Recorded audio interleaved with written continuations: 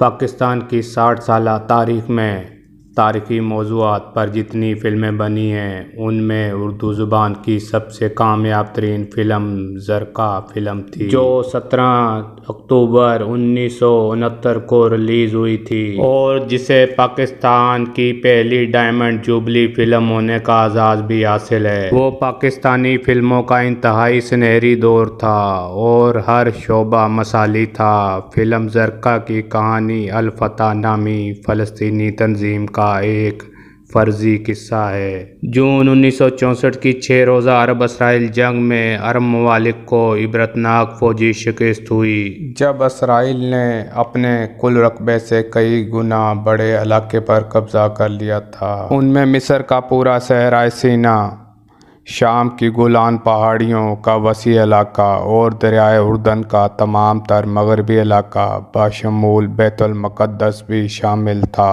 الفتح تنظیم مئی 1948 میں اسرائیل کے قیام کے بعد مسلح جدوجہد کرنے والی یاسر عرفات کی تنظیم تھی، جو 1993 میں اسرائیل سے امن معاہدے تک اسرائیلی مفادات کے خلاف مسلح کارروائیاں کرتی تھی اور مقبوضہ فلسطینی علاقوں کی حکومت میں 2006 تک شامل رہی۔ فلم زرقا کا مرکزی کردار شبان لطفی ایک فرضی مجاہد ہے جو علاء الدین جیسے عظیم پرفارمر نے ادا کیا تھا، جبکہ اس فلم میں میجر ڈیوڈ کے نام سے اسرائیل کی نمائندگی تالش جیسے اداکار نے کی، جو اس سے قبل شہید، عجب خان اور فرنگی جیسی بڑی بڑی تاریخی فلموں کے امر کرداروں سے اپنی داغ بٹھا چکے تھے، اور یہ فلم بھی ان کے فلمی کیریئر کی ایک عظیم ترین فلم ثابت ہوئی تھی۔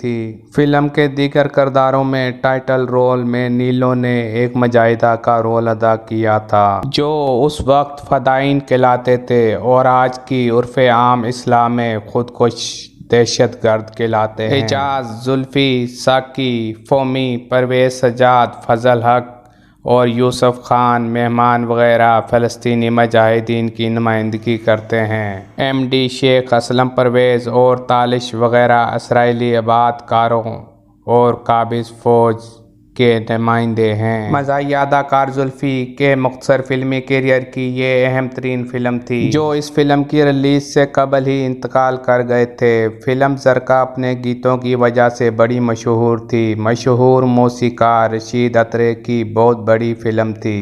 خاص طور پر اس فلم میں حبیب جالب کی مشہور زمانہ نظم رقص زنجیر پہن کر بھی کیا جاتا ہے، مہدی حسن کی پر اثر آواز میں امر ہو گئی تھی۔ اصل میں یہ نظم حبیب جالب نے 1965 کے اس سچے واقعے سے متاثر ہو کر لکھی تھی، جس میں اداکارہ نیلو کو جنرل ایوب خان کی حکومت کی طرف سے ایران کے شاہ محمد رضا شاہ پہلوی کے اعزاز میں رقص سے انکار پر توہین آمیز سلوک کا سامنا کرنا پڑا تھا اور اس نے رد عمل کے طور پر خودکشی کی کوشش کی تھی۔ رضا شاہد نے اس واقعے کے بعد نیلو سے شادی کر لی تھی، جو ان کے 3 بچوں کی ماں بنی۔ آج کے سپر سٹار اداکار شان انہی کے بیٹے ہیں، جبکہ شان کے بڑے بھائی سروش بھی ایک فلم میں ہیرو آئے تھے لیکن ناکام رہے تھے۔ شان کی بڑی بہن کا نام اسی فلم کے نام پر زرقا رکھا گیا تھا، جس کا عربی میں مفہوم نیلا نیلی ہے۔ غرب الاردن میں اس نام کا ایک دریا ہے اور مملکت اردن کے دوسرے بڑے صنعتی شہر کا نام بھی یہی ہے۔